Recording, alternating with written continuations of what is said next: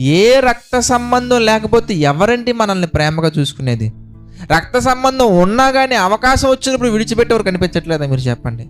ఉన్న మంచి సంబంధం కాస్త పాడు చేసుకున్నాం, పాపము చేసి సాహసం చేసి ఆయన మేరకు ఎదురు తిరిగి ఆయనను కాదు అని, ఆయన ఇచ్చిన జీవితాన్ని కాదు అని, ఆయన ఆలోచన కాదని, ప్రణాళిక కాదని, ఆయన ఇచ్చినటువంటి జీవిత లక్ష్యాన్ని కాదని ఆయన లక్ష్య పెట్టక మనం పాపం చేస్తే, మనల్ని లక్ష్య పెట్టి కలువరిగిరిపోయిన చేతులు ఇలా ఇంత చాపి, ఇదిగో నువ్వు ఎలా ఉన్నా కానీ నువ్వంటే నాకు ఇంత ప్రేమ. ఎంత ప్రేమ తెలుసా? ఎంత ప్రేమ అంటే, నా ప్రాణాలను కూడా ఏ మాత్రం లెక్క చేయకుండా ప్రేమించాను అని ప్రాణము పెట్టి ప్రేమించి చూపించాడు ఆయన. నువ్వంటే నా ప్రాణం అని మాటలతో కాదు, ప్రాణం పెట్టి ఇదిగో నువ్వు నాకు ఇంత ఇష్టం అని చెప్పాడు. అప్పుడు చెప్తున్నాడు ఐ లవ్ యూ అని.